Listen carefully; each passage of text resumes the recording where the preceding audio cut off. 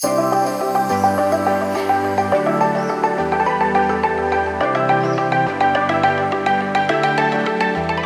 എല്ലാവരും first video കണ്ടെന്ന് കരുതുന്നു. So this is the second video of Kadamakkudi. Here we go. നമുക്ക് ചേട്ടന്റെ വാക്കുകളിലേക്ക് കയറാം. നമ്മള് പെരിയാർ നദിയിലൂടെ വേമ്പനാട് കായലിലേക്ക് പോയിക്കൊണ്ടിരിക്കുന്നു. പെരിയാർ നദിയാണ്. ഇത് കടമക്കുടി വില്ലേജ് ആണ്. ഇവിടെ ഒരു 14 ദ്വീപുകളുടെ കൂട്ടമാണ് കടമക്കുടി വില്ലേജ്. അതിൽ ഏതാനും ചില ദ്വീപുകളുടെ ഇടയിലൂടെയുള്ള ഒരു യാത്ര വേമ്പനാട് കായലിൽ ചെല്ലും. അവിടെ ചെന്നിട്ട് തിരിച്ച് പെരിയാർ നദി എന്ന് പറഞ്ഞാൽ കേരളത്തിലെ ഏറ്റവും വലിയ നദിയാണ്. 256 കിലോമീറ്റർ ദൈർഘ്യമുണ്ട്. അതിൻ്റെ ഒരു ചെറിയ ഭാഗത്തുകൂടി മാത്രമേ നമ്മൾ യാത്രയുള്ളൂ. നമുക്ക് 2 മണിക്കൂറാണ്. ആ 2 മണിക്കൂറുള്ള യാത്രയാണ്. പിന്നെ പൊക്കാളി കൃഷി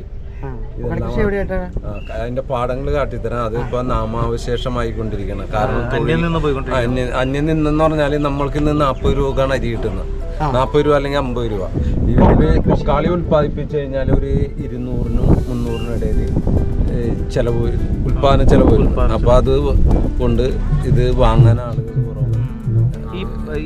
പിന്നെ പ്രകൃതി നേരത്തെ എന്ന് പറഞ്ഞാൽ ഇത് എല്ലാ കീടങ്ങളെയും അതിജീവിച്ച് ജീവിക്കാനുള്ള ഒരു കരുത്ത് ഇതിനുണ്ടായിരുന്നു, പൊക്കാളിക്കുണ്ടായിരുന്നു. ഇന്ന് കീടങ്ങൾ ആക്രമിക്കണം. അപ്പൊ ആരോഗ്യപരമായിട്ട് എന്താണ് ഇതിന്റെ ഒരു ഗുണം? അതിന് ധാരാളം ഈ ഫൈബർ കണ്ടന്റ് ആണ്. ധാരാളം ഫൈബർ കണ്ടന്റ് ആണ്. ഈ ആദ്യകാലങ്ങളിൽ ഇത് ഈ കഴിച്ചു കഴിഞ്ഞാൽ ഷുഗർ ഉണ്ടാവും, ഇത് കഴിക്കരുതെന്ന് പറഞ്ഞിട്ട് ഇവിടെയൊക്കെ ഞാനൊക്കെ ഉൾപ്പെട്ട നെൽകർഷകരായിരുന്നു. അപ്പോൾ ഇതിൻ്റെ വിളവെടുപ്പ് കഴിഞ്ഞാൽ എൻ്റെ വീട്ടിൽ നിന്ന് ഒഴിച്ച് പരിസരത്തുള്ള വീട്ടുകാരൊക്കെ ഈ നെല്ല് കൊണ്ടുപോയി മില്ലിൽ കൊടുത്തിട്ട് അവിടെ നിന്ന് വെളുത്തരി വാങ്ങി കഴിച്ചിരുന്ന ഒരു കാലഘട്ടം. അത് കഴിഞ്ഞ് പിന്നീട് വന്നപ്പോഴേക്കും പറയുന്നത് ഇതിലാണ് ഫൈബർ കണ്ടന്റ്, ഇത് കഴിച്ചു കഴിഞ്ഞാൽ ഷുഗർ കുറയും, ഒത്തിരി അസുഖങ്ങൾക്ക് ആശ്വാസമാണ്, ഇത് കഴിക്കണമെന്നായി. അപ്പം ഞങ്ങൾ കഴിച്ചിരുന്നു. പക്ഷേ ഈ കഴിക്കണമെന്ന് പറഞ്ഞു വരുന്ന കാലഘട്ടത്തിൽ വന്നപ്പോൾ കൃഷി അന്യം നിന്നുപോയി. കാരണം അത് ഇവിടുത്തെ തൊഴിൽ മേഖലകൾ മൊത്തത്തിൽ ഇവിടെ മാത്രമല്ല എല്ലായിടത്തും മാറി. ആ കൂട്ടത്തിൽ ഇവിടെയും ബാധിച്ചു. കാരണം ഇവിടെ നിന്ന് പുറത്ത് കൽപ്പണി, ആളുകളുടെ പ്രധാന തൊഴിൽ കൺസ്ട്രക്ഷൻ ഫീൽഡ്, ഈ കൽപ്പണി, മരപ്പണി, അതുപോലെ കമ്പിപ്പണി, ബാർബെൻഡിങ്, ഇങ്ങനെയുള്ള തൊഴിൽ, ഈ ബിൽഡിംഗ് കൺസ്ട്രക്ഷൻ ധാരാളം വികസിച്ച് കഴിഞ്ഞപ്പോൾ ആളുകൾ അതിലേക്ക് മാറി. അത് കഴിഞ്ഞപ്പോൾ പിന്നെ അതിൽ നിന്ന് പുറത്തേക്ക് പോകാൻ തുടങ്ങി. കമ്പ്യൂട്ടറുകൾക്കാണ് ഇതിനിടയിൽ കൂടി കയറി വന്നു. അപ്പോൾ ഇതിലൊക്കെ ആയ ആളുകളുടെ തൊഴിൽ, ഈ പരമ്പരാഗത തൊഴിൽ മത്സ്യം പിടുത്തവും നെൽകൃഷിയൊക്കെ ആളുകൾ ഉപേക്ഷിച്ച് കൊണ്ടിരിക്കുകയാണ്. ഈ ഉൽപാദന ചെലവ് കൊണ്ട് മാത്രമാണ് ആൾക്കാർ ഇത് ഉപേക്ഷിച്ചത്? മാത്രമല്ല, ഇതിൽ പൊക്കാളി ഇറങ്ങി കൊയ്ത്ത് നടത്തുമ്പോഴേക്കും ആളുകളുടെ കാലുകളൊക്കെ ഇതിൻ്റെ കച്ചില്, ഇത് പൊക്കാളി എന്ന് പറഞ്ഞാൽ പൊക്കത്തിൽ ആളി വളരുന്നു. അപ്പോൾ ഒരു 6 അടിയൊക്കെ ഇതിന് ഹൈറ്റ് ഉണ്ടാവും. അതിലൂടെ കൊയ്യാനായിട്ട് ഇറങ്ങി നടക്കുമ്പോൾ കാല് മുറിയും കൈ മുറിയും ഇതിൻ്റെ കച്ചിലുമുണ്ട്. നല്ല മൂർച്ചയുള്ള ഒരു ഭാഗമുണ്ട്. അത് ഒടിഞ്ഞൊക്കെ വന്നു കഴിഞ്ഞാൽ കാലിലൊക്കെ നമ്മിങ്ങനെ നടന്ന് ചെളി കൂടി പോകുമല്ലോ. അപ്പോൾ കാല് ഓട്ടോമാറ്റിക് മുറിയുമ്പോൾ ഇതിലേക്ക് ധാരാളം എലികളൊക്കെ ഇതിൻ്റെ പരിസരത്തുണ്ട്. ഈ ചെറിയമ്മലൊക്കെ ഈ നെല്ലും ഈ കക്കയും ഞവണിയൊക്കെ തിന്ന് ജീവിക്കുന്ന എലികളുണ്ട്. അപ്പോൾ ഇതിൻ്റെ മൂത്രവും മലമൊക്കെ ഇതിൽ വീണിട്ടാണെന്ന് പറയുന്നത്. ശാസ്ത്രീയമായ എവിഡൻസ് ഒന്നും എനിക്കില്ല. ആളുകൾ പറഞ്ഞുള്ള അറിവ്. ആളുകൾ ഇതിനെ ഭയക്കാൻ തുടങ്ങി. കാരണം എലിപ്പനി വരുന്നത് ഇതിൽ ഇറങ്ങി കൊയ്ത്ത് ചെയ്യാൻ ഇറങ്ങിക്കഴിയുമ്പോഴേക്കും അവർക്ക് പനി കടിക്കുന്നത് അത് എലിപ്പനിയായിട്ട് മാറുന്നു. അപ്പോൾ ആളുകൾ ഇതിൽ നിന്ന് പിന്തിരിയാൻ, അവരുടെ കാല് മുറിഞ്ഞ് എലിപ്പനി വന്ന 1-2 പേര് കടമക്കുടി വില്ലേജിലൊന്നും മരിച്ചിട്ടുണ്ട്. ഈ എലിപ്പനി വന്ന് അതോടുകൂടി ആളുകൾ പലരും ഇതിൽ നിന്ന് ഒഴിവായി. പിന്നെ മാത്രമല്ല, കൽപ്പണിക്ക് ആളുകൾ പോയി കഴിഞ്ഞാൽ 1000 രൂപ കൂലി കിട്ടുന്നു. അവൻ എൻ്റെ വീട്ടിൽ 1000 രൂപ കിട്ടിക്കഴിഞ്ഞാൽ അവന് ഒരാഴ്ച ഒരു 10-2000 രൂപ മതി. ബാക്കി 3-4,000 രൂപ മിച്ചമാണ്. അപ്പോൾ അവൻ്റെ ഭാര്യനെ അല്ലെങ്കിൽ സഹോദരി അമ്മമാരെ പഠിക്കുകൊണ്ട് നിങ്ങൾ പോകണ്ട, ഞാൻ കൊണ്ടുവന്ന് തന്നേക്കാം. അപ്പോൾ അവരൊക്കെ പണി നിർത്തേന്. അങ്ങനെ നിർത്തി കൊയ്യാനായിട്ട് അവസാന കാലഘട്ടമൊക്കെ വന്നു കഴിഞ്ഞപ്പോൾ ഒരു കല്യാണത്തിന് നമ്മ ഇപ്പോൾ ഒരാഴ്ച മുമ്പ് വന്ന് ക്ഷണിക്കണം, എൻ്റെ വീട്ടിൽ കല്യാണമാണ്, നിങ്ങൾ വരണം. ഒരു പ്രാവശ്യം പറഞ്ഞു. കൊയ്ത്ത് ആരംഭിച്ചു കഴിഞ്ഞാൽ കർഷകൻ ചെന്ന് അടുത്ത കൊയ്യാൻ പോകുന്ന വീടുകളിലുള്ള എല്ലായിടത്തും ചെന്ന് പറയും. അത് പലവട്ടം ചെന്ന് പറയും, എന്നാലും ആരും വരാണ്ട്. അപ്പോൾ ഇത് സ്വാഭാവികമായിട്ട് നിന്നുപോയി. അവസാനം വന്നത് കൊയ്ത് നല്ല വിളഞ്ഞ് സ്വർണം പോലെ വിളഞ്ഞ് കിടക്കുന്ന പാടം കൊയ്യാൻ ആളില്ലാണ്ട് കർഷകൻ വന്ന് 4 വശം നോക്കി വിലപിച്ച് അവസാനം ഇത് താറാവിന് തിന്നാനായിട്ട് കൊടുക്കും. കൊയ്തെടുക്കാൻ പറ്റുന്നില്ല. അയാൾ ഒറ്റക്ക് വിചാരിച്ച് നടക്കില്ല. കൊയ്ത്തുകാരെ കിട്ടുന്നില്ല. അങ്ങനെ വന്നപ്പോൾ 2000 രൂപ അല്ലെങ്കിൽ ഒരു 3000 രൂപ വരെ 1 ഏക്കർ നിലം താറാവ് തിരിച്ചു. അപ്പം ഇത് വന്നു കഴിഞ്ഞപ്പോൾ ആളുകൾക്ക് വിഷമം. ഇത്രയും നല്ല ഇത് കൊയ്യാനും ആളില്ല, അതിലിറങ്ങി പണിയെടുക്കാൻ ആളില്ല. ആളുകൾ മറ്റു പല മേഖലകളും പോയി. ഇന്നിപ്പോൾ പോയി ആൾ ഇപ്പോൾ ഇവിടുത്തെ കമ്പ്യൂട്ടറുകൾക്കാരനോ അല്ലെങ്കിൽ അതുപോലെ മരപ്പണി കൽപ്പണി ബാർബെൻഡർ അതെല്ലാം ഉപേക്ഷിച്ചിട്ട് ആളുകൾ വിദേശങ്ങളിലേക്ക് പോയി. കാനഡ, USA, യൂറോപ്പ് ഒക്കെയാണ് ഇപ്പോൾ ആളുകൾക്ക് പിടിക്കുള്ളൂ. അപ്പോൾ ഇപ്പോഴത്തെ ഇതെന്ന് പറഞ്ഞാൽ ഇവിടെ കിളിയൊഴിഞ്ഞ കിളിക്കൂട് പോലെ പല വീടുകളും ആയിക്കഴിഞ്ഞു. ഭാവിയിൽ ഏറെക്കുറെ മൊത്തത്തിലാവും. ഏകദേശം കേരളത്തിന്റെ മൊത്ത അവസ്ഥയാണ് പറഞ്ഞത്. അതെ അതെ.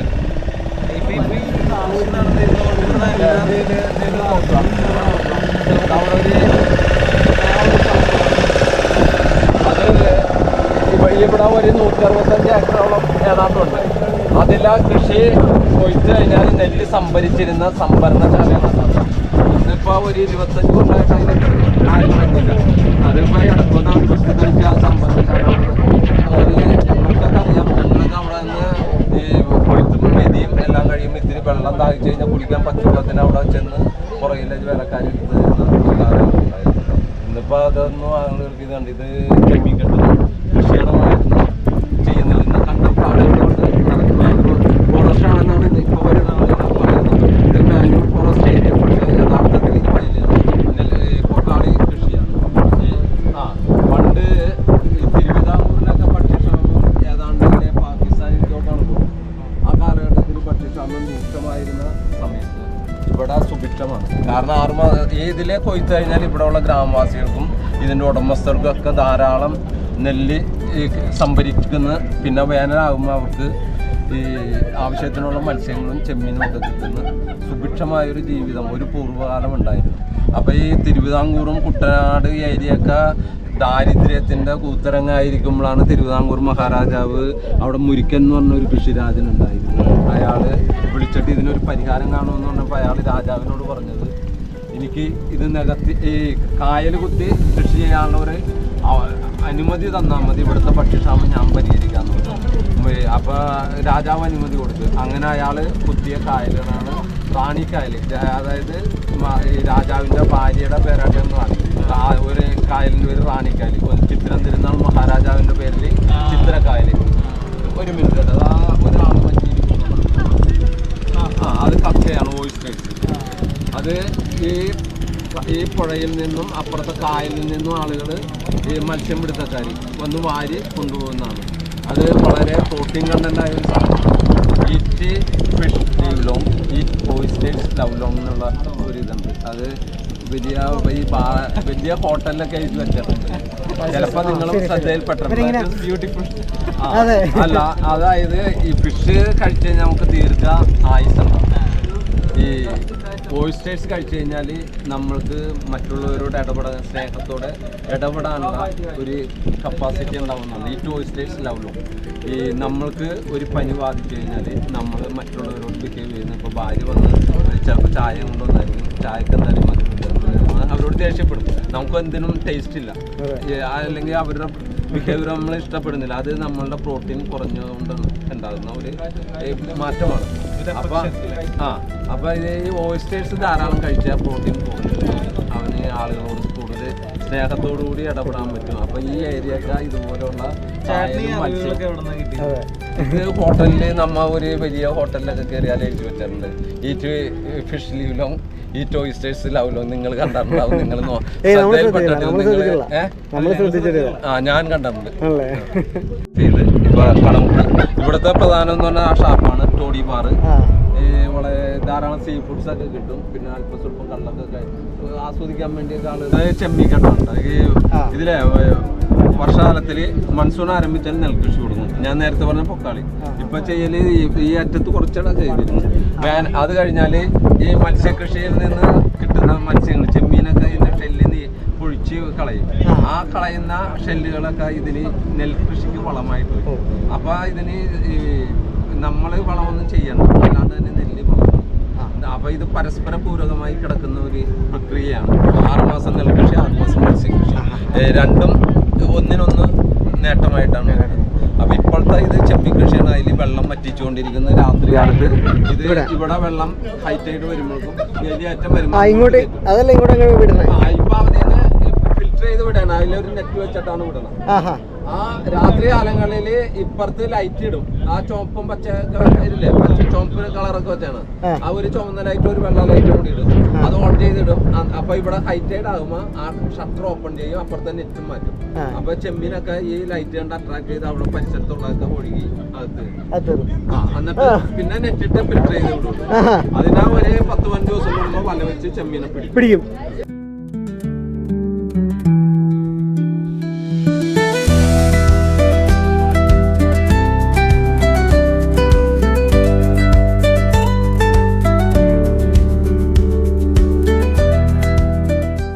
കാണുന്ന ഐലൻഡ് ആണ് ഇതിലെ ഏറ്റവും വലിയ ഐലൻഡ്. അത് നേരെ ഓപ്പോസിറ്റ് ആണ് വൈപ്പിൻ. അത് 26 കിലോമീറ്റർ നീളമുണ്ട്, 2 കിലോമീറ്റർ വീതിയുണ്ട്. അപ്പൊ നമ്മൾ നേരെ എന്നിട്ട് ഒരു 2 കിലോമീറ്റർ അപ്പുറത്തേക്ക് പടിഞ്ഞാട്ട് തന്നെ പോയാൽ അറബിക്കടൽ.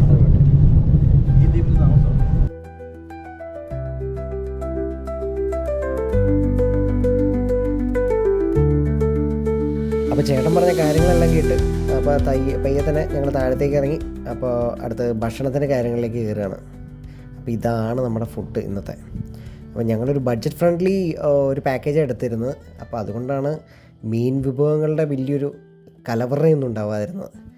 അല്ലെങ്കിൽ ഉണ്ടാവും. അതൊക്കെ നമ്മുടെ ഓരോ എടുക്കുന്ന പാക്കേജ് അനുസരിച്ചിരിക്കും ഇവരുടെ കാര്യങ്ങൾ.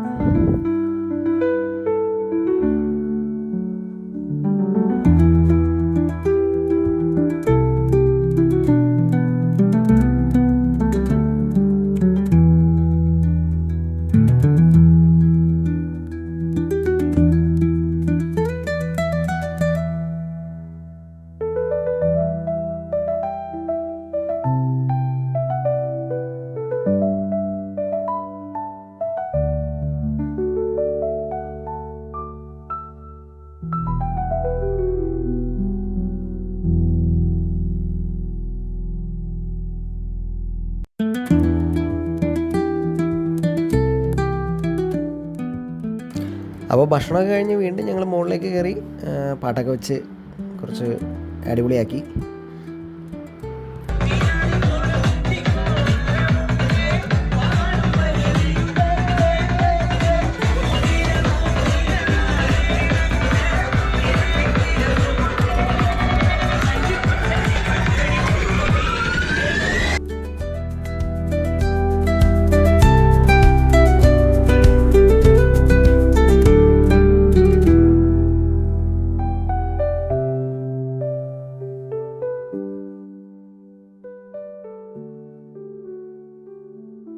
അപ്പോൾ ഹൗസ് ബോട്ടിലെ പരിപാടികളെല്ലാം കഴിഞ്ഞ് തിരിച്ചു വന്നതിന് ശേഷം നേരെ അടുത്ത് ഞങ്ങൾ കയറാൻ പോകുന്നത് സ്പീഡ് ബോട്ടിലാണ്.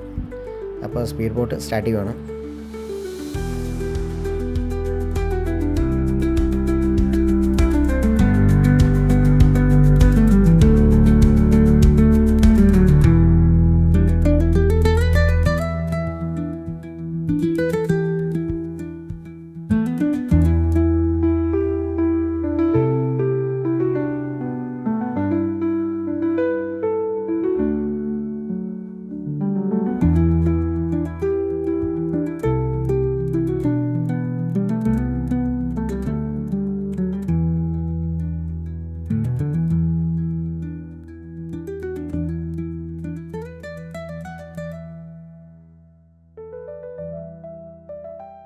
അപ്പോൾ സ്പീഡ് ബോട്ട് എടുത്തിട്ട് നേരെ വടുതലയ്ക്ക് ഉള്ള പാലത്തിൻ്റെ അടിവഴി നേരെ ആസ്ട്ര മെഡിസിറ്റി ഹോസ്പിറ്റലിൻ്റെ അടുത്ത് വേറെ ചെന്നിട്ട് തിരിച്ചു പോന്നു.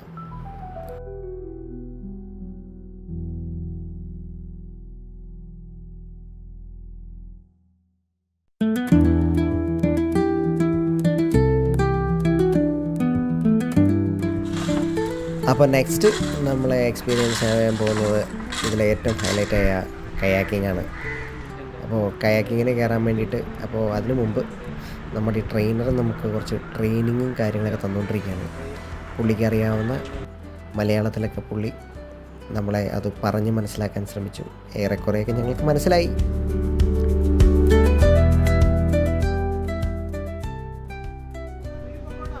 പിന്നെ ഞാൻ മോട്ടർ എടുത്തിട്ടുണ്ടോ കയ്യില്?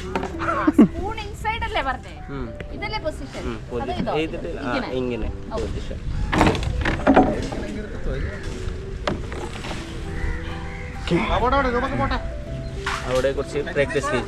ഓക്കെ. നമ്മൾ ഒരു സൈഡ് കഴിയണ്ടേ? രണ്ടുപേരും സെയിം ഏയ് ആഹാ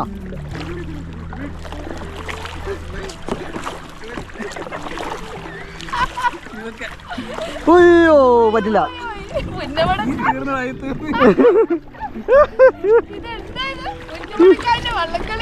Y why why why why Y.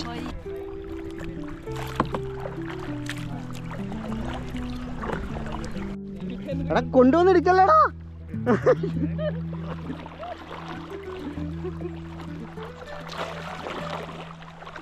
അല്ല അത് അങ്ങോട്ട് തന്നെ പോകും.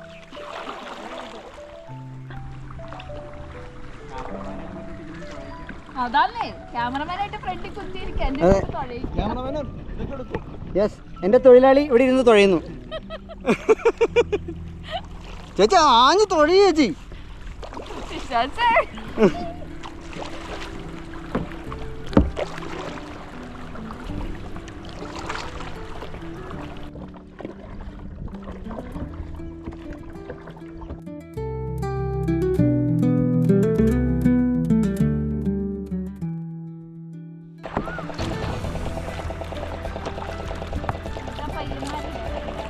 ആ വേണ്ട വേണ്ട.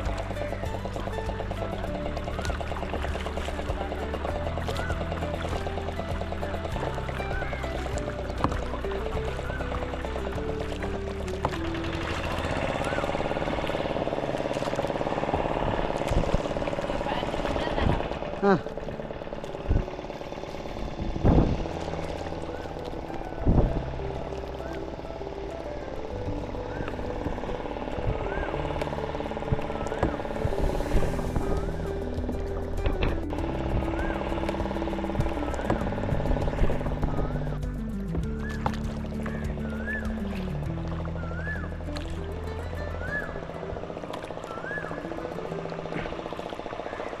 നമ്മൾ പഠിച്ച്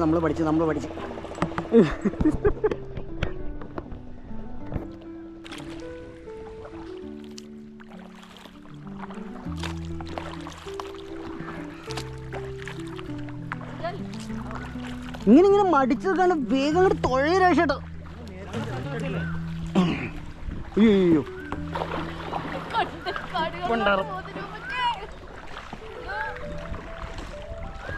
ഇല്ല, നമ്മൾ വഴി ഉണ്ടാക്കും.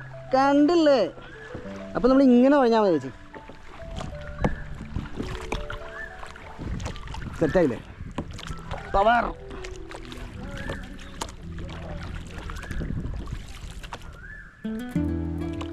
ഇങ്ങോട്ടാ.